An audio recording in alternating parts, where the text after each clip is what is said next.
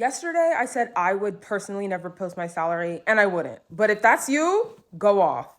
I work in regulatory affairs, and one thing that really frustrated me when I was starting out in my career was I didn't know how to negotiate salaries, and that's how I always ended up getting underpaid.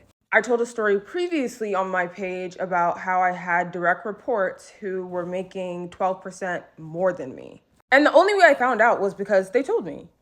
So I wanted to share salary ranges for the different tiers in regulatory affairs. Keep in mind that there are so many variables, like it depends if you have a master's, a doctorate. People who have advanced degrees just get paid more. It depends on how many years of experience you have, what state you live in. California, New Jersey, and New York tend to pay the most, and Texas and other middle states tend to pay a little bit less.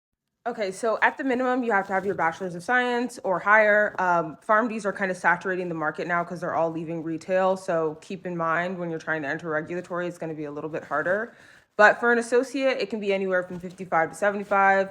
Senior associate, 75 to 95. And I put the emojis here to show you how stressful those jobs are. It really starts to get a little crazy at the associate director level, manageable, but it's downhill from there in terms of stress. Manager 100 to 125, senior manager 125 to 155, associate director 155 to 200, director 200 to 225, senior director, vice president, and senior vice president. And just for context, PCPs make on average $243K a year, so the earning potential in regulatory is kind of great.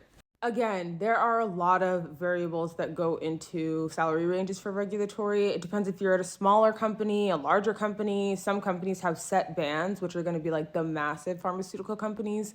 And then smaller companies are going to have a little bit more flexibility in their budgets. Maybe they don't, maybe they do. It depends on how much funding that they have. But smaller companies can always get away with offering you whatever they want because they don't have like a structure set in place. But mind you, you're gonna do a lot more work. They're gonna get their money's worth out of you.